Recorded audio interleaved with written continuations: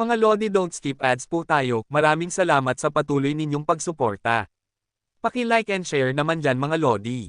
At sa mga gustong mag-donate sa ating GCash or regular na load, mag-comment lang po tayo. Para patuloy tayong makapag-upload ng mga bagong kabanata. Marami pong salamat. Subaybayan natin ang kwento ng isang kabataang nangarap para sa kanyang mga mahal sa buhay. Mula sa pinakamahina tungo sa pinakamalakas. Alamin natin ang kwento ng kanyang buhay. Kabanata 2471 hanggang Kabanata 2480. Kabanata 2471. Pati si Elder Chencho na pinipigil ni Ye Chenny ay ganoon din ang pagkabigla. Ang lakas na ipinakita ni Yehan ay umabot sa antas na mahirap paniwalaan. Kung gagawa ng talaan ng mga himala sa Yaozen Realm, tiyak na makakapasok ang record ni Yehan sa listahang iyon. Anong uri ng halimaw ang lalaking ito? Nakakatakot, nanginginig ang puso ng mga kasapi ng Chanho Royal Family. Isang himala, tunay na himala.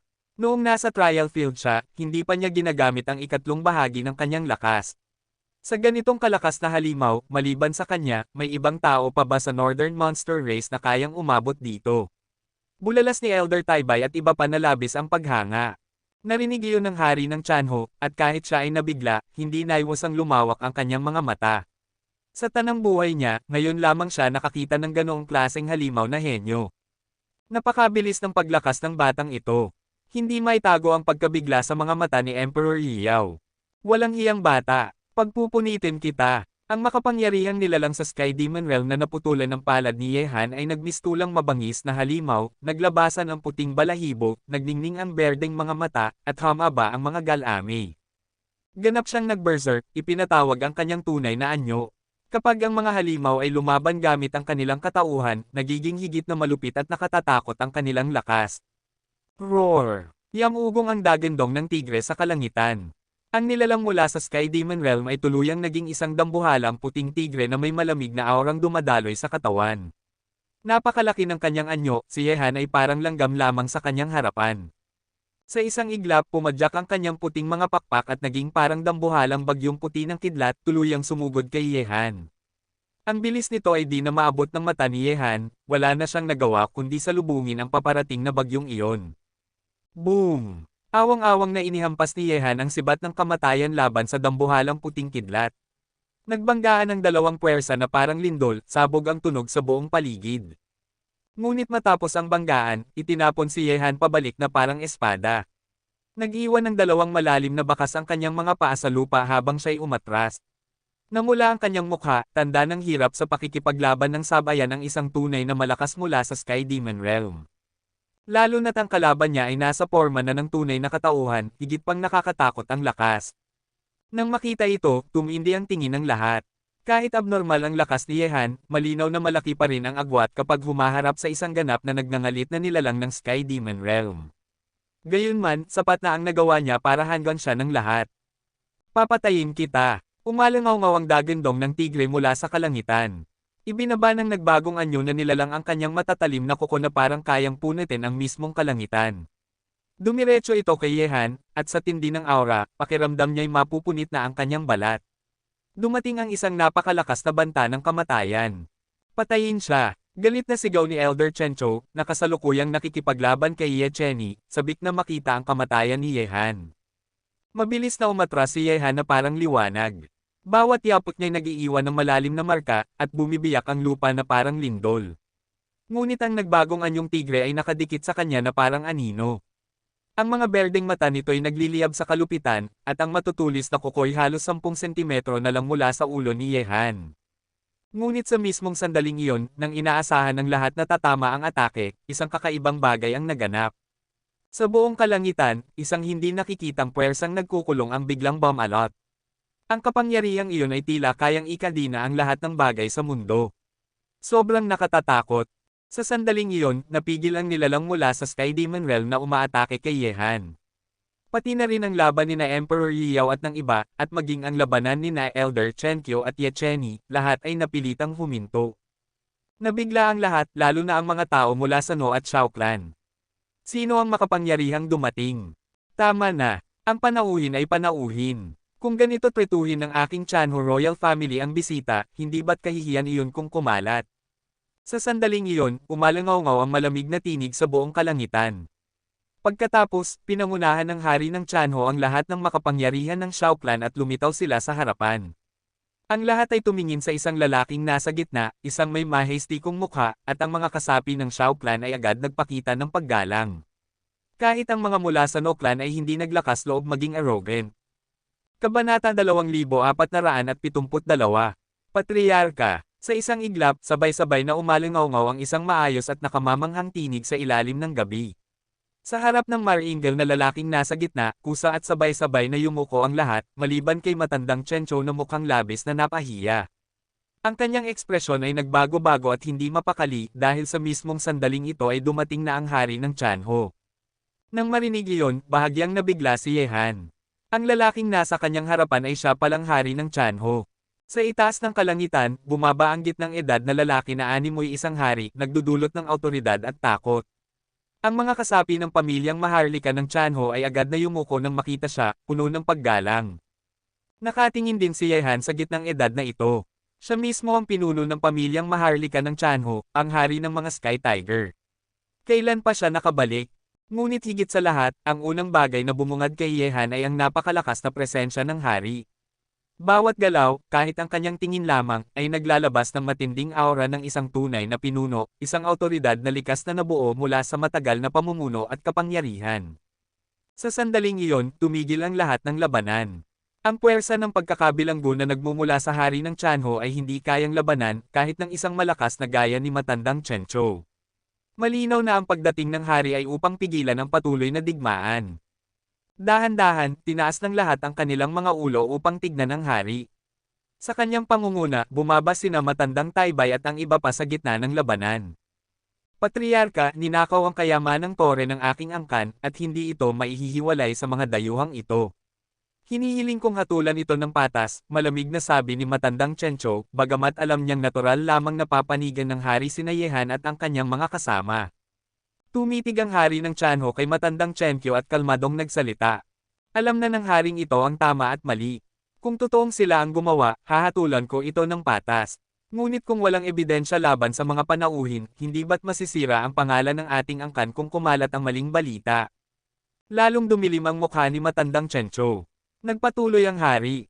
Sa pagkakaalam ko, walang ibang makakagawa ng ganoong uri ng pagnanakaw maliban sa isang malakas mula mismo sa ating lahi.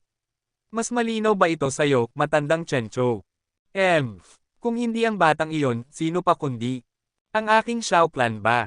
Malamig na putol ng hari na may bahid ng pagiging makapangyarihan. Elder Chencho? Dapat laging may patunay ang bawat akusasyon. Walang mali kung naghihinala ang No Clan sa Shao Clan, at hindi ko naman pinigilan ang kanilang investigasyon. Ngunit natagpuan ba ninyo ang patunay na kailangan ninyo? Hindi na nakasagot si matandang Chenkyo. Kahit walang ebidensya, sina Yehan at ang Shao Clan ang pinakamalaking pinaghihinalaan.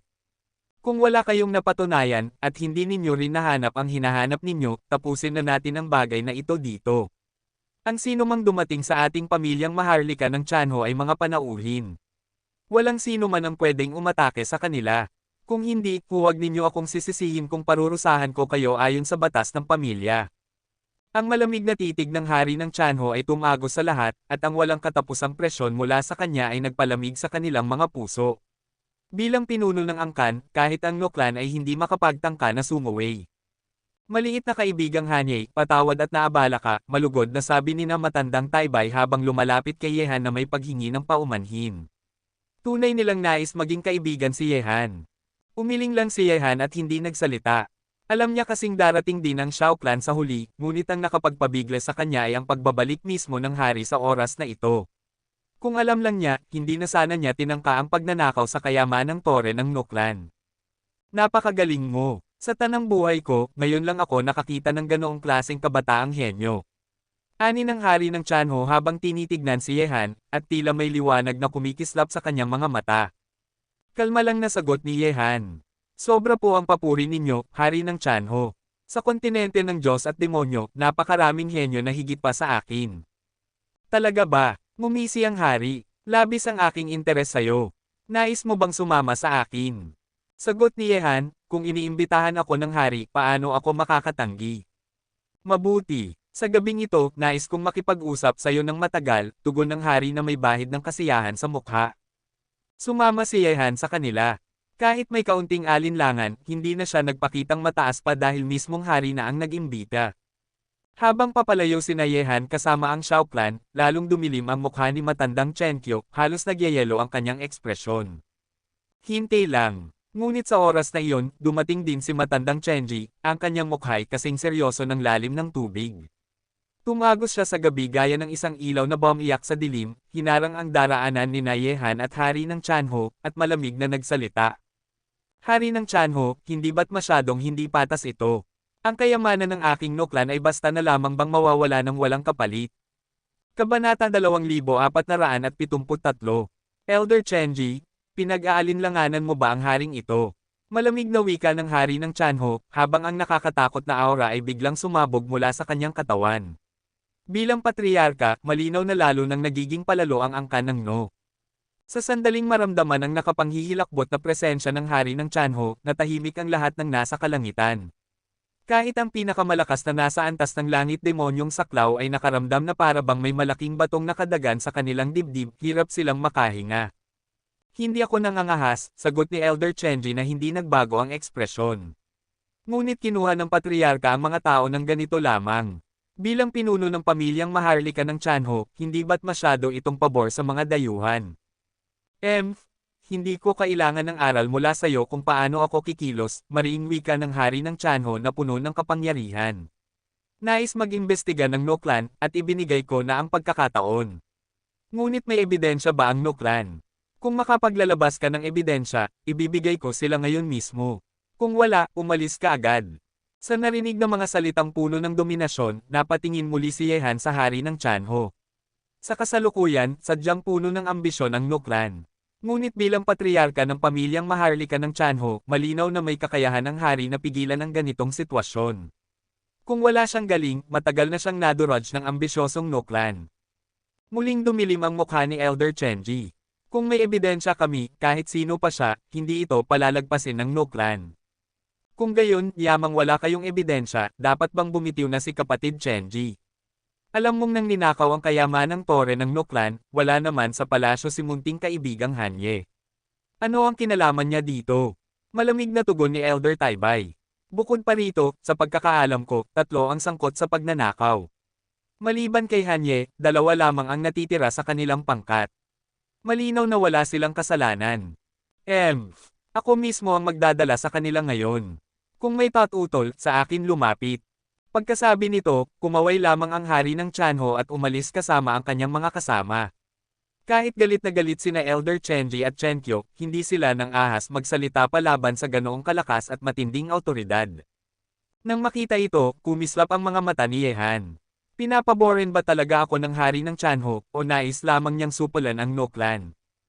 Akala ba nila, madali lamang apihin ang No clan? Pagkaalis ng hari ng Chanho at ng iba pa, ang nakakatakot na pagnanasa sa pagpatay ay sumabog mula sa malamig na mukha ni Elder Chenji. Halos gusto na niyang lipulin agad ang Shao clan.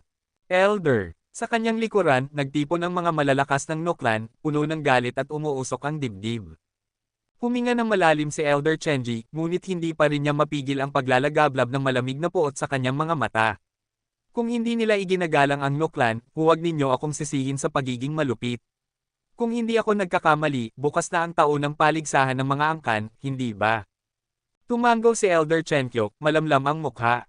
Oo, bumalik ang hari ng Chanho para sa paligsahan bukas. Bilang patriarka, hindi siya pwedeng mawala. Lahat ng kabataang Panginoon ng mga angkan ay lalahok. At dahil sa matinding alitan ng Shao clan at No clan, tiyak na magkakabanggaan ang tigre at dragon. Kumislap ang malamig na liwanag sa mga mata ni Elder Chenji. Mabuti. Kung ayaw nila tayong bigyan ng daan, tayo mismo ang gagawa ng daan. Bukas, sa paligsahan ng mga angkan, ipapakita ko sa Shao clan ang kapalit ng kanilang ginawa. Samantala, sa pangunahing bulwagan ng Shao clan, nakaupo na si hari ng Chanho, ang mga makapangyarihang Shao, pati na rin sina Yehan at ang kanyang pangkat. Nasa isang panig sina Yehan, habang sina Elder Taibay ay nasa kabila. Sa pinakatuktok, maringal na nakaupo ang hari ng Chanho. Narinig ko na may kapangyarihan ka ng isang demonyo, at mula ka sa Shanzhou Island sa dagat silangan.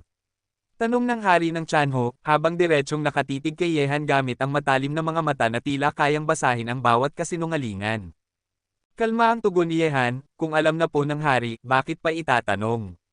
Maliban sa pagsama ko sa babaeng iyon, may isa pa akong bagay na nais hingin sa pamilyang maharlika ng Tianho. Muling kumislap ang mga mata ng hari ng Tianho at ngumiti, sabihin mo. Ano ba ang bagay na wala sa Shanzhou Island? Fairy Amethyst, malamig na sagot ni Yehan. Sa buong lahi ng mga halimaw, tanging ang pamilyang maharlika ng Tianho lamang ang mayroong Fairy Amethyst. At iyan ang dahilan kung bakit ako narito. Sa narinig, lalo pang lumakas ang ngiti ng hari. Ah, ganoon ba? Pero gusto kong itanong, kailangan mo pa ba ng Fairy Amethyst? Biglang bumilis ang tibok ng puso ni Yehan. Bagamat kalmado ang kanyang mukha, nanlamig at pinagpawisan ang kanyang mga palad. Ang tanong ng hari ay parang kulog na tumama sa kanyang dibdib at paulit-ulit na umalingaw-ngaw sa kanyang isipan. Ano ang ibig ipahiwatig ng hari? Alam na ba niya na sila ang nagnakaw ng kayamanang tore ng Noklan? O may iba pang dahilan? Mabilis na naglaro sa kanyang isipan ang samot-saring haka-haka. Ngunit sa kabila nito, nanatiling kalmado si Yehan, parang isang tahimik na lawa na walang alon. Kahit sina Elder Taibay ay walang mabakas na bakas ng kaba sa kanyang mukha. Kabanata 2474. Sa tabi ni Yehan, ganoon din ang naramdaman ni Saint Emperor Yiyao. Ang mga salita ng Haring Tianho ay lubos na gamulat sa kanilang mga puso. Kung alam nga ng Haring Tianho na sila ang nagnakaw ng treasure tower ng angkan ng No, bakit niya pa rin sila pinrotektahan kanina laban sa Noklan? O baka naman hindi niya talaga alam, at sinusubok lamang sila. Sa sandaling iyon, sa paningin ni Yehan at ng iba pa, ang Haring Tianho na may ngiting nakatago sa kanyang mga mata ay lalong mahirap basahin, parang natatakpan ng makapal na ulap ang kanyang buong katawan. Hindi ko lubos na nauunawaan ang ibig sabihin ng mga salita ng Haring Tianho, mahinahong sabi ni Yehan habang nakatingin sa kanya. Pagkarinig nito, bahagyang ngumiti ang Haring Tianho at kumaway ng kamay. Lumabas muna kayong lahat, nais kong makausap siya ng pribado. Nagulat sina Elder Taibay at iba pa, ngunit matapos silang tumingin kay Yehan, unti-unti silang lumabas ng bulwagan. Mauna na kayo, ayos lang ako. Tumanggaw si Yehan kay Saint Emperor Yiyao at kay Ye Chenny. Mag-ingat ka, sagot ni Saint Emperor Yiyao bago niya inakay si Ye Chenny palabas. Sa loob ng bulwagan, sila na lang ni Yehan ang natira kasama ng Haring Tianho. Tahimik at kakaiba ang atmosfera. Hindi nagsalita si Yehan kaagad. Hinintay niya kung ano ang sasabihin ng Haring Tianho, lalo na't hindi siya pwedeng magpakita ng kahinaan sa oras na ito. Bakit, wala ka bang gustong sabihin? Tanong ng Haring Tianho habang pinagmamasdan si Yehan na kalmadong nakaupo. Sumagot si Yehan, sa palagay ko, ang nararapat magsalita ay ang Haring Tianho. Kung may nais kayong sabihin, maaari ninyong ipahayag. Ngunit kung ipipilit lamang ninyo na aminin ko ang isang bagay ng walang ebidensya, hindi ako sasang-ayon. Hehe, bihira ang isang talento na gaya mo, at isa ka ring tusong soro, mahinang tawa ng Haring Tianho habang bumaba mula sa kanyang mataas na luklukan. Hindi na mahalaga kung hindi mo aaminin. Ngunit interesado talaga ako kung paano mo nabasag ang bloodline prohibition ng treasure tower ng Noklan. Sa totoo lang, bukod sa akin, tanging si Elder Chenji lang ang kayang mag-unlock ng kapangyarihan noon. Isang tagalabas, imposible. Nabigla si Yehan sa mga salita ng Haring Tianho. Totoo ngang alam nito ang tungkol sa kanilang pagnanakaw. Ngunit hindi niya maunawaan kung paano ito nalaman ng hari. At higit sa lahat, bakit hindi siya pinigilan. At bakit pinili pa nitong pumanig sa kanila kanina. Hindi ko nauunawaan ang ibig sabihin ng Haring Tianho, sagot ni Yehan habang nakatayo. Ngunit dapat alam ninyo, palaging may mas malakas na tao at mas mataas na kalangitan. Maaaring may ibang nilalang sa mundong ito na kayang buksan ang kapangyarihan ng dugo kahit hindi sila kabilang sa angkan ng Tianho. Tunay ba? Maaari mo bang ibigay sa akin ang kasagutan? Tanong ng Haring Tianho habang nakatitig kay Yehan. Ito ang masasabi ko, hindi ko maibibigay ang kasagutang nais ninyo. Totoo, hindi ko kailangan ang Fairy Amethyst. Ngunit nais kong malaman kung alam na ninyo kung sino ang nagnakaw ng treasure tower, bakit ninyo pa rin kami pinoprotektahan. Hehe, ibig sabihin ba'y inaamin mong ikaw nga ang nagnakaw ng treasure tower? Ngumiti ng mapanokso ang Haring Tianho. Ngumiti si Yehan bilang tugon. Sobra ang iniisip ng Haring Tianho. Mulat sa poll, hindi ko kailanman sinabi na ako ang nagnakaw ng treasure tower ng Noklan. Hehe, bata, pareho nating alam kung sino ang tama at sino ang mali. Lumapit pa ng ilang hakbang ang Haring Chanho. Hindi ko nahahanapin ang usapin ng Treasure Tower, ngunit ang tanong ko, paano mo nabasag ang Bloodline Prohibition? Nais kong marinig ang kasagutan. Ito'y sinaunang sikreto ng aming angkan at hindi maaaring mapag-aralan ng mga tagalabas. So, nais talagang makuha ng Haring Chanho ang kasagutan mula sa akin. Tahimik na tumitig si Yehan. Bagaman hindi niya inaamin, hindi rin niya idinideni ang alam ng hari. Malinaw na hindi ito interesado sa pagnanakaw mismo, kundi sa paraan kung paano nabasag ang Bloodline Prohibition. Bata, hindi ko nahahanapin ang tungkol sa Treasure Tower, ngunit kailangan mong sabihin sa akin kung paano ito nabasag. Tandaan mo, may utang na loob ka sa akin sa ginawa ko kanina. Muling tumalikod ang Haring Chanho at umupo sa kanyang trono. Sa pagkakataong ito, seryoso ang kanyang mukha, at ang ngiti sa kanyang mga mata ay nawala. Huminga ng malalim si Yehan. Patawad kung ako'y magiging matapang. Bago ko sagutin ang tanong ng Haring Chanho, nais ko rin sanang magtanong. Kung masisiyahan ako sa sagot ninyo, maaari kong sabihin ang bagay tungkol sa Bloodline Prohibition. Sige. Ibigay mo muna ang tanong mo, sagot ng Haring Chanho habang kalmadong nakaupo. Maingat na inorganisa ni Yehan ang kanyang mga salita. Ayon sa turo ng aking guro, ang angkan ng Chanho ay kabilang sa mga Guardian Clan. Ang inyong pag-iral hanggang ngayon ay dahil sa kaugnayan ninyo sa Yaosheng Clan noong sinaunang panahon.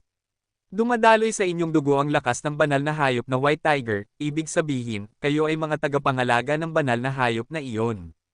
Ngunit, habang lumilipas ang panahon, nais kong itanong, angkan pa rin ba ng mga tagapangalaga ang Chanho Royal Family? Naghihintay pa rin ba kayo sa pagbabalik ng angkan ng Yaosheng? Pagkarinig ng tanong na iyon, biglang nagbago ang mga mata ng Haring Chanho. Isang nakakatakot na liwanag ang lumitaw sa kanyang mga mata, at ang kanyang aura ay naging marahas. Malinaw na tinamaan siya ng tanong ni Yehan. Kabanata 2475. Maging ang angkan ng Chanho, na siyang Guardian Clan, ay hindi na rin naglalakas loob na banggitin ang kanilang katayuan bilang mga tagapangalaga. Noon, sila ay nasa ilalim ng kapangyarihan ng Yaosheng Clan, ngunit ngayon, ang mundo ng Yaozo ay pinamumunuan na ng pinakabanal. Bata, napakatapang mo. Muli, tumayo mula sa mataas na luklukan ang Haring Chanho. Ang kanyang mukha ay muling naging seryoso at dahan-daang bumaba ng mga hakbang patungo sa kinauupuan ni Yehan. Matingkad ang liwanag na nagmumula sa kanyang mga mata habang nagsalita. Alam mo ba kung anong kapahamakan ang darating kung ang iyong mga salita ay makarating sa templo at sa tainga ng pinakabanal? Sumagot si Yehan, bagamat may kasabihang ang mga dingding ay may tainga, naniniwala akong walang ibang makakaalam sa pag-uusap nating ito ngayong gabi. Nais malaman ng Haring Chanho ang tungkol sa Bloodline Prohibition, at nais ko rin namang malaman kung saan nakatayo ngayon ang angkan ng Chanho. Bata, may kinalaman ba ito sa'yo? Bakit mo nais malaman? O baka naman may iba ka pang pakay sa pagpunta sa aming angkan? O baka may kaugnayan ka sa kanila? Bigla, isang nakapanghihilakbot na presyon ang sumabog mula sa katawan ng Haring Chanho. Sabay-sabay niyang binigkas ang mga tanong para bang binabasa niya mismo ang kaluluwa ni Yehan. Ano nga ba ang dahilan kung bakit nais ni Yehan malaman kung nananatili pa ba ang paniniwala ng Chanho bilang mga tagapangalaga? May pakay ba siya, o basta lamang nagtatanong? Sa kabila ng nakakapanginig na pressure na nagmumula sa hari, nanatiling kalmado ang mukha ni Yehan. Hindi mo na kailangang manghula, Haring Chanho. Ako lamang ang nakaalam ng sagot. Kung hindi ka magsasalita, hindi rin ako magsasalita. Huminga ng malalim ang Haring Chanho, saka tinitigan si Yehan. Bata, nais mo bang malaman kung ang kasalukuyang angkan ng Chanho ay tapat sa pinakabanal, o sa Monster Saint Clan ng nakaraan? Ganyan na nga ang ibig kong sabihin, tumango si Yehan. Bakit mo gustong malaman? Ano ang kinalaman nito sa iyo? Hindi pa rin sumuko ang hari. Ngumiti si Yehan. Kung bakit gusto kong malaman? Simple lang, kung bakit mo rin gustong malaman kung paano nabasag ang Bloodline Prohibition. May bagay kang kinaiintrigahan, at ganoon din ako. Sabihin mo sa akin ang sagot, at sasabihin ko rin ang sa akin. Patas lang. Ngunit hindi ko maibibigay ang kasagutang hinahanap mo, malamig na tugon ng Haring Chanho. Kung ganoon, hindi ko rin maibibigay ang sagot na gusto mo, balik ni Yehan. Sa isang iglap, nagtagpo ang kanilang mga titig, parang nagbabanggaan ang kidlat sa hangin. Sa ilalim ng ganoong titigan, hindi umatras si Yehan, kahit nakaharap niya ngayon ang isang makapangyarihang nilalang na tulad ng Haring Chanho. Bata, napakapalad mo, makalipas ang halos 1 minuto, ang Haring Tianho ang unang nagsalita. Ang kanyang mga matang puno ng Wei otoridad ay unti-unting kumipot. Ngunit dapat mong tandaan, nasa loob ka ng teritoryo ng Tianho Royal Family. Hindi ka ba natatakot na gamitin ko ang puwersa laban sa iyo? Ngumiti si Yehan. Kung tunay na nais mo akong sugurin, marahil hindi ka na sana nag-aksaya ng oras sa pakikipag-usap ng ganito kahaba. Isa pa, mula umpisa hanggang ngayon, hindi ko naramdaman ang kahit kaunting pagnanais mong pumatay mula sa iyo. Sigurado ka ba? Tanong ng Haring Tianho. Ang iyong katauhan bilang taga Shanzhou Island sa silangang dagat, bagamat hindi pa ganap na napapatunayan, sapat na ito upang magbigay sa iyo ng matinding kumpiyansa. Ngunit huwag mong kalilimutan, marami pa ring mga taong desperado sa mundong ito, katulad ng Noklan. Sa palagay mo ba basta na lamang silang susuko? Ngumiti si Yehan. Siyempre, hindi sila susuko. Ngunit naniniwala akong ligtas pa rin ako hanggat nasa loob ako ng Tianho Royal Family. Ang kumpiyansa ay dapat sinasamahan ng katalinuhan. Bihira ang taong kasing talino at kasing tatag mo, sabi ng Haring Tianho. Kung gayon, tila hindi na natin may pagpapatuloy pa ang pag-uusap na ito. Aalis ka na ba? Tandaan mo, Haring Tianho, may pagpipilian ka. Tumitig si Yehan ng diretso, hindi sinasagot ang tanong kundi nagpapahiwatig. Totoo, may pagpipilian nga ang Haring Tianho. Ngunit bilang pinuno ng Tianho Royal Family, paano niya basta-basta aaminin ang ganoong bagay sa isang dayuhan? Lalo na't katatapos lamang ng 8 Kings meeting, at anumang bagay na may kaugnayan sa Monster Saint Clan ay maaaring magbunga ng malaking kapahamakan. Halata na may bumabagabag sa puso ng Haring Tianho, wika ni Yehan. Kung ganoon, dapat nang tapusin ang pag-uusap na ito ngayong gabi. Nang makita ng Haring Tianho na aalis na si Yehan, kumipot ang kanyang mga mata. May isang tanong ako, maaari mong sagutin, at maaari mo ring hindi sagutin, ngunit. Kung sasagutin ko, ano ang mangyayari? At kung hindi ko sagutin, ano ang magiging kapalit? Mariing tanong ni Yehan, sapagkat naramdaman niya ang bahagyang pagnanasa ng hari na pumatay. Kapag sinagot mo, hahayaan kitang lumabas ng bulwagang ito ng buhay, malamig na tugon ng Haring Tianho. Sa kabila ng kanyang panlabas na kalmadong mukha, nabigla si Yehan. Totoo ang pagnanasa ng hari na pumatay, walang halong pagbabalat kayo. Lumabas ng bulwagan ng buo at ligtas. Talaga bang balak na siyang sugurin ng Haring Tianho dito mismo? Tinitigan ni Yehan ang kalmadong hari sa kanyang harapan, isang nilalang na tila hindi nakikita ang lalim. Kung kanina'y iniisip pa ni Yehan na kaya pa niyang basahin ang iniisip ng hari, ngayon, ang mga mata nito ay parang kailaliman ng bangin na imposibleng arukin. Kabanata 2476. Marahil, bago pa man ito, hindi pa talaga tinitingnan ni Yehan ang tunay na anyo ng hari ng Tianho sa harap niya. Ang kanyang nararamdaman noon ay isa lamang ilusyon na sadyang nilikha ng kabilang panig. Ngayon, ang mahiwagang hari ng Tianho na ito ang siyang tunay na hari ng Tianho, ang pinuno ng maharlikang pamilya ng Tianho, isang nakatatakot na kataas-taasang pinuno. Sa sandaling ito, kaharap ang hindi masukat na hari ng Tianho, hindi naglakas loob si Yehan na magsugal, dahil aling panig nga ba ang pinapanigan ng hari ng Tianho. Hindi na niya mahulaan. Lumilitaw na determinado ang hari ng Tiger na malaman kung bakit ko tinanong iyon. Malalim ang hiningang binitawan ni Yehan. Kahit hindi pa nagtatanong ang hari ng Tiger, alam na niya. Hindi ang paano nabasag ang pagbabawal ng dugo ang nais malaman nito, kundi bakit siya nagtatanong tungkol sa angkan ng mga tagapangalaga at sa angkan ng banal na demonyo. Maaari ka ring pumiling hindi sumagot. Malamig pa rin ang tinig ng hari ng Tianho, walang mababakas na damdamin. Iniisip din ng hari ng Tiger na hindi ko kayang magsugal, mapait ang ngiti ni Yehan, at saka siya tuluyang lumakad palabas ng hindi lumilingon. Kung sasabihin kong curious lang ako, hindi ka maniniwala.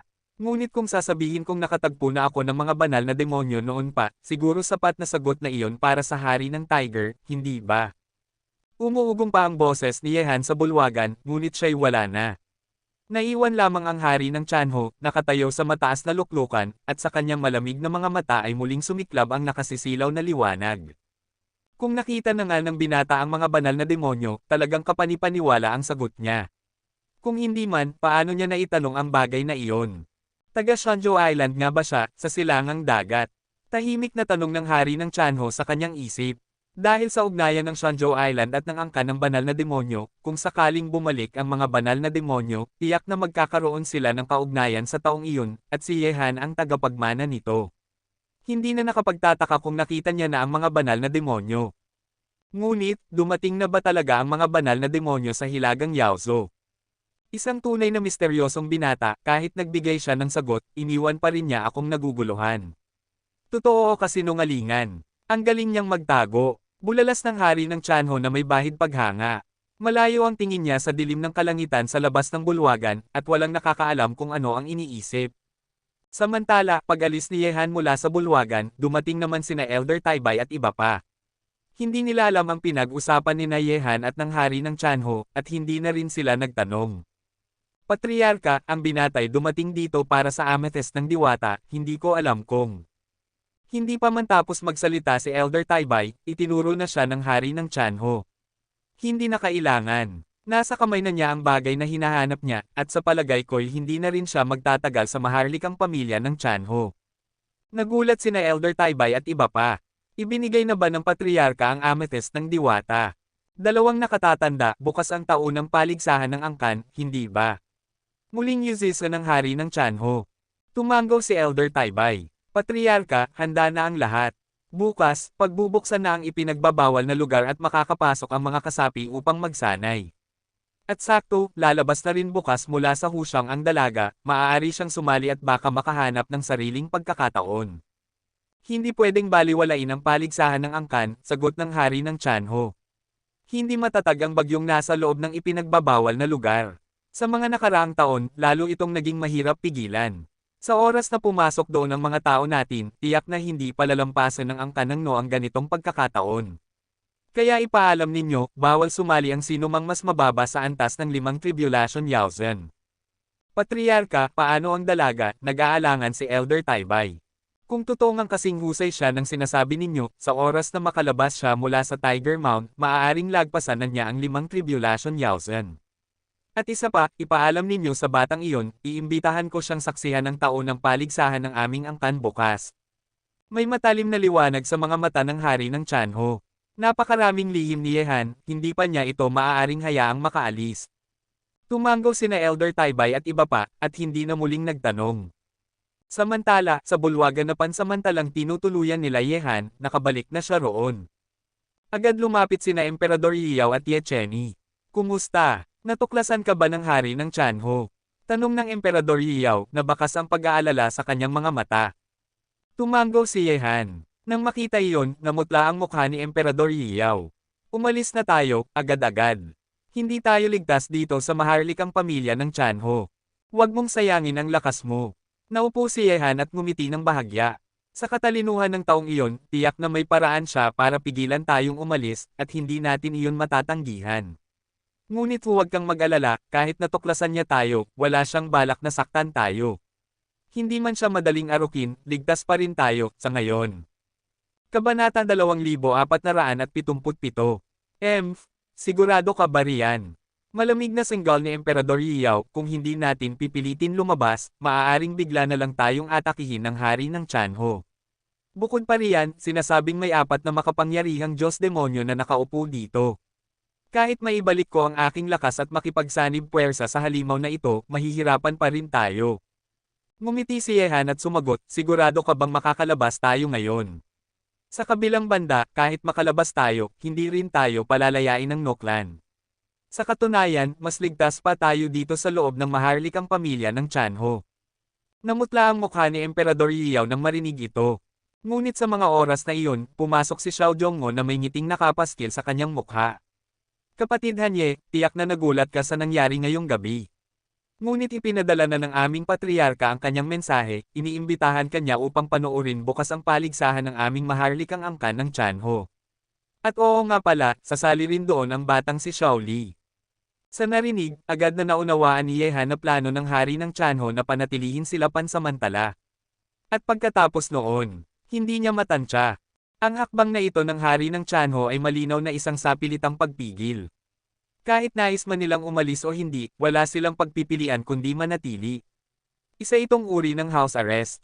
Hanggat hindi pa niya nakukuha ang mga kasagutang nais mula kay Yehan, hinding-hindi niya ito palalayain. Siyempre, si Yehan lamang ang nakakaalam ng tunay na layunin ng hari ng Tianho. Sina Elder Taibay, Xiao Zhongmo, at iba pa ay walang kaalam-alam na sa ilalim ng tila payapang pasya ay may nakatagong mas malalim na pukana. Kapatid Hanye, nakangiting wika ni Xiao Zhongmo, bukas sa paligsahan, lahat ng Panginoon ng aming angkan na nasa antas ng 5 tribulation Yaozen pataas ay makikilahok. Sigurado akong magiging napakakulay ng tagpo at tiyak na magugustuhan mo. Pilit na ngumiti si Yehan. Tiyak ng kapana-panabik ang paligsahan ng maharlik ang Chanho. Ngunit kapatid Xiao, nabanggit mong sasali rin si Xiao Li. Sa pagkakaalam ko, hindi pa siya nasa antas ng 5 tribulation Yaozen. Hindi alam ni kapatid Hanye, sagot ni Xiao Zhongmo na may ngiti, ang lahat ng henyo na nakapasok sa libingan ng tigre ay malaki ang naging pag-unlad paglabas nila. Lalo na si Xiao Li, sa kanyang nakamamanghang talento, ang pagtawid sa 5 tribulation Yaozen ay napakadali. Ang pagsali niya sa paligsahan ay isa ring pagkakataon. Nasa ipinagbabawal na lugar kasi ang labanan, at doon magkahalo ang panganib at oportunidad. Kung makuha niya ang pagkakataon, baka lalo pang umangat ang kanyang kakayahan. Sa ipinagbabawal na lugar, tanong ni Yehan, ibig sabihin ba, doon mismo gaganapin ang paligsahan? Tumango si Xiao Zhongmo. Oo, sa loob ng ipinagbabawal na lugar ng aming angkan ay nagwawala ang mga bagyo. Ang dahilan kung bakit ginaganap roon taon-taon ang paligsahan ay upang bahagyang mapigil ang kaguluhan. Ngunit sobrang delikado iyon, isang lugar na banta ang buhay. Bahagyang kumunat ang noo ni Yehan. Hindi niya iniintindi ang kapalaran ng iba sa maharlik ang Chanho, pero kung si Xiao Li ay sasali, tiyak na mapapahamak siya. Ang panganib ay hindi lamang mula sa ipinagbabawal na lugar, kundi lalo na mula sa Noklan. Sa kanilang kalupitan, kapag nagtagpo sila ni Xiao Li, tiyak na hindi nila siya palalagpasin. Ngunit nagpaliwanag si Xiao Zhongmo, totoo, may mga panganib. Pero ganoon talaga ang landas ng martial arts, panganib at oportunidad ay magkasabay na umiiral.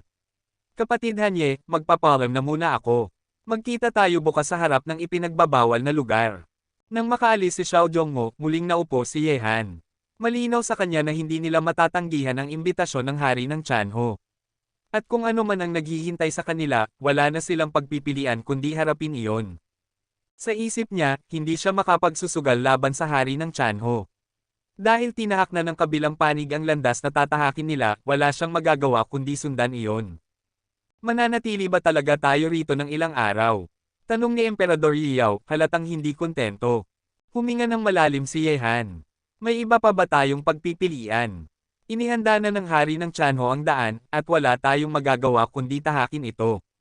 Pero mas mabuti para sa kanya na huwag niya akong itulak sa sukdulan. Kapag dumating iyon, wala nang magiging maganda para kaninuman. May malamig na liwanag na sumiklab sa mga mata ni Yehan. Kahit ang kuneho ay nangangagat kapag naiipit, paano pa kaya siya? Maari niyang tiisin ang hari ng Chanho ng panandalian, ngunit hindi habang buhay. Kung hindi ito marunong umatras, hindi niya hahayaang magpatuloy ang sitwasyon. Dahil sa huli, ang tunay na pundasyon ng isang tao ay ang lakas ng kanyang kamao. Malakas man ang hari ng Chanho, hindi siya walang talo. Maghanda ka na, wika ni Yehan. Pagkatapos ng paligsahan ng maharlik ang Chanho, aalis tayo dito, anuman ang mangyari. Binibigyan ko na ng mukha ang hari ng Chanho. Sana marunong siyang makontento. Isang malamig na hininga ang pinakawalan niya. Hindi niya matatanggap na manatili roon ng sapilitan. Marami pa siyang bagay na kailangang balikan sa mundo ng tao. At dumating ang umaga, ngunit alam ng lahat na hindi ito magiging payapang araw. Sa puso ng Noklan ay nag-aalab ang galit, at ang paligsahan ang pinakamainam na pagkakataon para ito'y ibuhos. Sa oras na makapasok sila sa ipinagbabawal na lugar, walang makakatiyak kung ano ang mangyayari, maaaring sugatan, o maaari ring mamatay. Nang sumikat ang araw, dinala na sina Yehan at ang kanyang mga kasamahan ng mga Panginoon ng angkan ng Xiao patungo sa ipinagbabawal na lugar ng maharlik ang Chanho. Ito'y isang lupain ng nagkakagulong batuhan, parang walang katapusang libingan.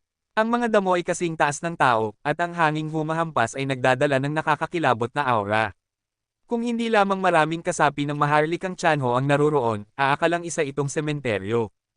Pagdating ni Yehan, naroon na rin ang mga malalakas na kalahok mula sa hari ng Chanho, ang angkan ng Xiao, at ang angkan ng No. Hehe, bata, hindi maganda ang itsura mo ngayon. Kabanata 2478. Pagdating ni Yehan at ng iba pa, tumingin ang hari ng langit na tigre sa kanya ng pasulyap at ngumiti. Narinig ito ni Yehan at ngumisi ng may halong pangungutya. Wala tayong magagawa. Ang dragon na dapat ay malayang lumilipad sa kalangitan ay pinipigilan, kaya hindi makatulog sa gabi. Natural lang na hindi maganda ang itsura nito. Hindi ko alam kung sasang-ayon ang hari ng tigre sa sinabi ko. Ngumiti ang hari ng tigre at nagsabi, may punto ang sinabi mo. Ngunit kapag nakalipad na sa kalangitan ng dragon, mahirap na itong muli pang mahuli. Ngumiti si Yehan ng banayad at nagsabi, lahat ng nilalang ay nagagalit, lalo na ang Shenlong. Hari ng tigre, walang sino mang gustong kontrolin ng iba ng basta-basta. Kapag tunay na nagalit ang Shenlong, maaaring hindi maganda ang kalalabasan para sa dalawang panig. Sa narinig na iyon, unti-unting naningkit ang mga mata ng hari ng tigre. Malinaw niyang naramdaman ang nakatagong banta sa mga salita ni Yehan. Bastardo! Sa oras na iyon, sa harap ng maraming kalahok, masiglang kumakaway si Xiaoli kay Yehan. Napatingin si Yehan at nagulat dahil ngayon si Xiaoli ay nasa antas na ng 8 tribulasyon na Demon Sovereign. Alam ng lahat na bago pumasok sa libingan ng tigre, si Xiaoli ay nasa ikalawang tribulasyon Yaozen pa lamang. Ngunit matapos ang 3 araw sa loob nito, umangat siya ng 6 na antas ng sunod-sunod. Anong klaseng pambihirang gamot ang ininom ng batang ito? Laking gulat din ni Emperador Yiyao, sobrang laki ng naging pagbabago ni Xiaoli. Huminga ng malalim si Yehan. Ang pundasyon ng pamilya Maharlika ng Langit na Tigre ay mas malalim kaysa sa inaasahan natin. Patriarka, dumating na ang tamang oras, maaari nang simulan ang tunggalian ng angkan. Biglang nagsalita si Elder Chenji ng kalmado. Mahigit 400 katao ang lalahok ngayong taon. Ngunit sa maamong mukha ni Elder Chenji, hindi mapakali si Yehan. Ang matandang ito ay tuso at mapanganib.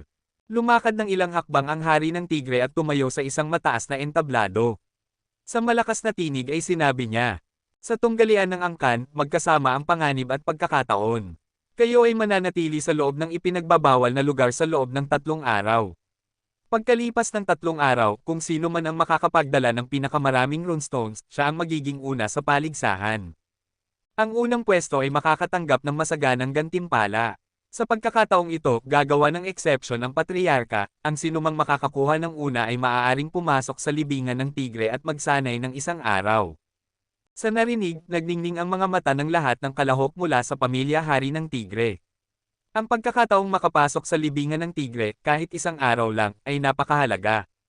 Kahit ang mga tulad ni Xiao Zhongmo at Nu Fenyuan ay buong lakas na makikipaglaban para dito. Ang 1 araw sa libingan ng tigre ay katumbas ng 1 taon sa labas. Si Xiaoli, matapos ang 3 araw sa loob, ay agad na nakamit ang 6 na antas. Sino ang hindi mahuhumaling sa ganitong pagkakataon? Umalinggiso ang nag-aapoy na pagnanasa mula sa lahat ng kalahok. Sa mataas na entablado, itinaas ng hari ng tigre ang kanyang 2 kamay. Buzz! Agad na lumaganap ang walang hanggang kapangyarihan mula sa kanyang mga palad. Ang mga batong nakatayo sa lupa ay nagsimulang umuga, tila lindol. Ang kalangitan at lupa ay tila yayanig at babaliktad. Mula sa bawat tipak ng batong iyon ay lumabas ang kakaibang lakas. Sa kanilang pinagsamang puwersa, unti-unting umusbong sa himpapawid ang isang diagramang bagwa. Nagsimulang magningning ang nakasisilaw na liwanag mula rito. Nang makita ito, binawi ng hari ng tigre ang kanyang lakas. Tanging ang patriarka ng pamilyang Maharlika ng tigre ang nakakaalam kung paano buksan ang ipinagbabawal na lugar. Ito ang dahilan kaya siya mismo ang bumalik bago ang tunggalian. Nang lumitaw ang bagwa sa kalawakan, lahat ng kalahok ay hindi mapakilang sumugod. Bukas na ang pintuan ng Formosayon. Pumasok na kayong lahat. Ang inyong kapalaran ay nakasalalay sa sarili ninyong kakayahan. Mula sa entablado, kumaway ang hari ng tigre. Kasabay nito, ang mga figure ng mga kalahok ay mabilis na tumakbo at tumayo sa ibabaw ng bagwa. Agad silang nabalot ng liwanag, tanda na sila'y ililipat sa isang bagong larangan ng labanan. Mag-ingat ka. Sa oras na iyon, tumingin si Yehan kay Xiaoli at nagpaalala gamit ang transmisyon ng kaluluwa. Tumango si Xiaoli ng mariin bago siya tumayo sa bagwa. Maya-maya, nang lahat ng kalahok ay nasa loob na ng saklaw ng bagwa, muling kumaway ang hari ng tigre, at sabay-sabay na naglaho ang lahat ng kalahok, iniwan lamang ang maliwanag at buhay na diagramang bagwa na kumikislap sa himpapawid. Kabanata 2479. Nang makita ito, ang mga tao mula sa Maharlikang pamilya ng Chanho na nagtipon ay nakaramdam ng bahagyang pananabik. Binata, mukhang may malasakit ka sa batang iyon. Ang pribadong usapan ni Yehan kay Xiaoli ay hindi nakaligtas sa mata ng hari ng Chanho. Ngumiti ito ng banayad habang nakatingin kay Yehan. Sa narinig, malamig na sumagot si Yehan. Sa tingin ba ng hari ng tigre ay tama na desisyon ang ipasali siya sa tunggalian ng angkan? Bumigkas ang hari ng Tianho. Bilang isang kasapi ng maharlikang pamilya, hindi magiging madali ang kanyang daraanan. Sa kanyang kakayahan, wala ni isa sa angkan ang makapapantay. Kung nais niyang makarating sa tuktok balang araw, dapat magsimula na siyang maranasan ang mga pagsubok. Tanging sa apoy at dugo nalililok ang tunay na makapangyarihan. Sa narinig, natahimik si Yehan. Hindi niya itinanggi ang sinabi ng hari ng Tianho, ngunit kung malagay sa matinding panganib si Shaoli, baka tuluyang maputol ang kanyang kinabukasan. Nagpatuloy ang hari ng Tianho. Ang panganib sa loob ng ipinagbabawal na lugar ay hindi lamang ang bagyong dulot ng mga runestone, kundi pati puso ng tao. Ang batang iyon ay inosente, ang makita ang kadiliman ay hindi masamang paghahanda para sa kanyang hinaharap. Muling nagsalita si Yehan. Sinabi rin ng hari ng tigre na ang tunay na panganib ay mula sa puso ng tao. Gaano kaya kalaking pinsala ang inaasahan ng hari na dulot nito sa mga kalahok? Kalma ang tugon ng hari ng Tianho. Ang mga bagay na nakatakdang mangyari ay mangyayari rin. Bilang pinuno, madalas kailangan kong magsakripisyo upang mapanatili ang kabuuan ng sitwasyon. Binata, nasa pwesto ka man o hindi, alam kong nauunawaan mo ito. Pagkarinig nito, tumingin si Yehan sa direksyon ni na Elder Chenji at iba pa. Nagsimula na ang tunggalian, ngunit nanatiling kalmado ang malalakas mula sa angkan ng No, tila wala silang pakialam kung manalo o matalo. Sa kabilang banda, ang Shao Clan ay sabik na sabik sa tagumpay ng kanilang mga kasapi. Ngunit ano ba ang tunay na kahulugan ng mga salita ng hari ng Tianho? May iba pa ba siyang inihandang plano para sa tunggalian? Tiger King, tayo ay mga taong diretsuhan. Pagkatapos ng tunggalian ng angkan, aalis na ako sa maharlikang pamilya. Tahimik na winika ni Yehan habang diretsyong nakatingin sa hari ng Tianho. Malinaw ang kahulugan, huwag na siyang pigilan pa. Ngumiti ang hari ng Tianho. Ngunit hindi pa tapos ang tunggalian, hindi ba? Gayunpaman, lahat ng bagay ay may wakas, sagot ni Yehan ng malamig. Nagtagpo ang kanilang mga mata. Walang dagdag na salita, ngunit pareho nilang naunawaan ang ipinahihiwatig ng bawat isa. Sa sandaling iyon, biglang umalangaw-ngaw ang alon ng enerhiya mula sa bagwa. May halong puwersa ng pagkawasak sa bawat pag-uga nito, kaya't nagsimulang manginig ang buong diagram. Lahat ng naruroon ay napako ang tingin. Nagsimula na ang bagyo sa loob ng ipinagbabawal na lugar. Sana kayanin ng mga kabataan. Mabigat na sabi ni Elder Taishu. Sumang-ayon si Elder Taibay. Ngayon ay maliit na unos pa lamang ito, ang tunay na bagyo ay paparating. Taon-taon, may mga nasa sakripisyo sa tunggalian. Ngunit nasa pangangalaga ni na Jongmo at iba pa ang batang iyon, naway walang masamang mangyari sa kanya. Pagkasabi, lihim na tumingin si Elder Taibay sa kinaroroonan ni na Elder Chenji. Kahit nagsimula na ang unos, nanatiling walang pagbabago ang mukha ng mga nuklan at iba pang makapangyarihang nilalang. Lahat ay tila may nalalaman. Binata, nagsimula na ang unos. Hindi ko mahulaan ang kalalabasan, ngunit tiyak na ito'y palabas na hindi dapat palampasin. Ngumiti ang hari ng Tianho, ngunit sa kanyang mga mata ay kumikislap ang nakakatakot na liwanag. Nagningning ang mga mata ni Yehan habang nakatuon sa bagwa. Ano nga ba ang magiging kahihinatnan ng tunggaliang ito? Alam niyang ang No Clan ay tiyak na maghahanap ng pagkakataong maghaiganti sa Shao Clan. Ngunit ang hari ng Tianho mismo, na galing pa sa pulong ng 8 hari at bumalik bago magsimula ang tunggalian, ano pa kaya ang kanyang lihim na plano? Muling tinitigan ni Yehan ang hari ng Tianho. Ang taong ito ay hindi madaling maunawaan, at ang kanyang mga pamamaraan ay hindi abot ng iba. Kaya rin siya nakaupo bilang patriarka ng maharlikang pamilya ng Tianho, isang tunay na makapangyarihang papel. Pagkaraan, muling nanahimik si Yehan at nakatuon ang tingin sa nanginginig na bagwa. Ang panginginig nito ay patunay na nagsimula na ang unos. Bagamat mahina pa, ito'y lalakas din kalaunan, at pag dumating iyon, mapapahamak ang mga kalahok sa loob. Huwag kang mag-alala. Maliit pa lamang ang unos, hindi ito banta sa batang iyon, banayad na sabi ng hari ng Tianho nang makita ang titig ni Yehan. Ngumiti si Yehan at tinanong. Kung gayon, ano ang tinutukoy mong malaking unos, hari ng tigre? Ang puso ng tao, o ang likas na elemento? Lahat iyon, tugon ng hari ng Tianho na may misteryosong ngiti. Tinawag ko kayo rito para panoorin ang palabas. At kung kinakailangan, asahan kong ibabalik mo ang pabor na inutang mo kagabi. Kabanata 2480. Pagkarinig nito, kumislap ang mga mata ni Yehan, anong klaseng Pokemon ba ang nilalaro ng Tiger King ngayong araw? Habang tumatagal, lalong nagiging mahirap hulaan ang sitwasyon. Ang ganitong uri ng hindi mahulaan na pangyayari ay lalo lamang nagpaparamdam kay Yehan na mas nakakatakot ang Tiger King. Kung kailanganin ako ng Tiger King, sabihin mo lang. Mahinang sambit ni Yehan. Pero, ano ba talaga ang tungkol sa unos sa ipinagbabawal na lugar? Narinig ko na kung masyadong malakas ang unos na ito, maaaring magdala ng banta sa mismong angkan ng Chanho. Runestones. Sagot ni Chanho King. Noon, mga karaniwang bato lamang ito, ngunit narinig ko na noong nagkamalay ang ating mga ninuno, nakaupo siya sa batong iyon. Dahil doon naging pambihira ito, nagtataglay ng makapangyarihang puwersang sumasabog. At dahil sa pagkakaroon ng runestone, unti-unti ring nagiging runestones ang mga batong nasa paligid nito. Para bang dumarami sila sa ibang paraan. Ngunit, kung hindi ito makokontrol, at masyadong dumami ang runestones, kapag sumabog ito, mawawasak ang buong ipinagbabawal na lugar, at pati ang mismong teritoryo ng ating angkan ay masasama. Pagkarinig nito, sabi ni Yehan, kung ganoon kalaki ang banta ng runestones, bakit hindi na lang ito sirain? Sirain, napakurap si Chanho King at ngumiti. Bakit ko sisirain? Isa itong kayamanan. Oo, kung sobra ang dami nito, maaaring magbanta, pero kung makokontrol ang bilang, magiging ligtas ito. Alam mo ba kung saan gawa ang aming Tiger Thunder Bullet, God Tiger Bullet, Thunderbolt Bullet, at Chenkun Bullet? Runestones. Tumingin si Yehan sa Tiger King. Yan mismo, umisi ang hari ng tigre. Ang kapangyarihan ng isang Tiger Thunder Bullet ay kaya nang magbanta sa isang Demon Emperor. Ang Thunderbolt naman, kahit ang isang Sky Demon ay natatakot dito. At ang Chenkun Bullet, sasabihin ko na lang, isang piraso nito ay sapat para pumatay ng isang Sky Demon. Kaya, sa tingin mo ba sisirain ko ito? Talagang matalino. Napabulong si Yehan sa kanyang isipan.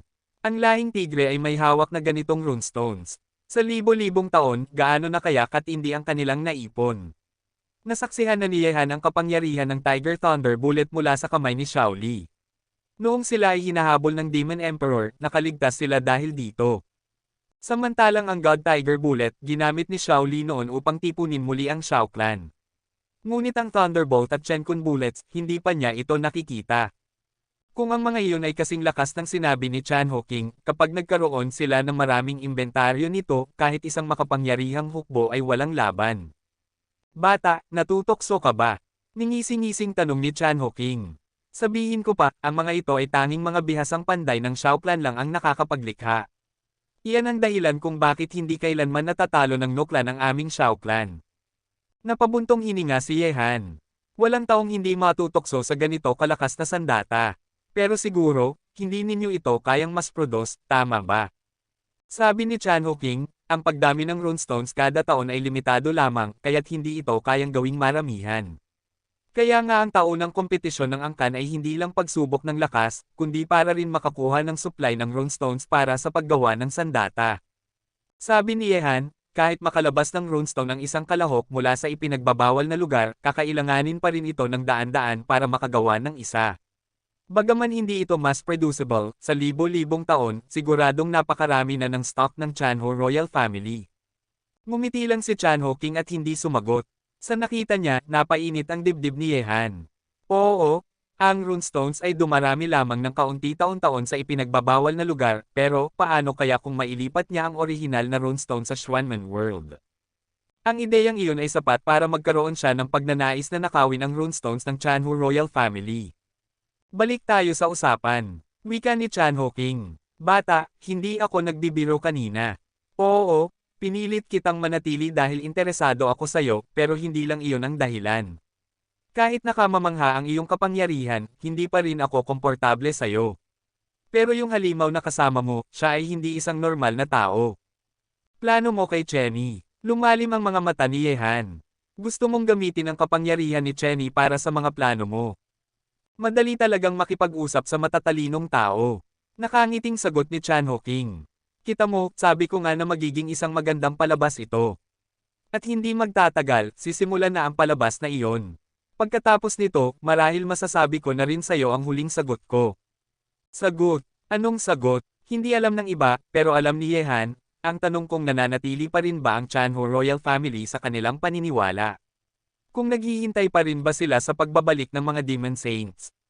Kagabi, hindi siya sinagot ng diretso ni Chan Ho King. Ngayon, mas lalo lamang lumalabo ang isipan ni Yehan. Ano ba talaga ang plano ng taong ito? Dala ang mga alinlangan, natahimik si Yehan. Ano man ang niluluto ng Tiger King, hindi magtatagal, kusa ring lalabas ang sagot. Lumipas ang oras, lahat ng kalahok mula sa Chanho Royal Family ay nakapasok na sa ipinagbabawal na lugar. Siyempre, ang mga pinuno at bantay ay naroon upang magmasid, kabilang ang mismong Chanho King, para masigurado na walang masamang mangyari. Pagkatapos makapagpahinga ng isang gabi, bumalik sina Yehan sa harap ng ipinagbabawal na lugar kinabukasan. At doon, nakatayo pa rin si Chanho King sa parehong lugar kagaya ng kahapon, para bang hindi man lang gumalaw. Nang makita silang dumating, malamig lamang na tumingin sina Elder Chenji at Elder Chenkyo, bago muling ibinaling ang tingin sa bagwa diagram sa harap nila. Sa mga oras na iyon, ang nag-aalimpuyong aura mula sa bagwa diagram ay lalo pang lumakas, ilang ulit na mas malakas kaysa kahapon. Sa bawat pagyanig nito, pati ang paligid na espasyo ay nagiging magulo.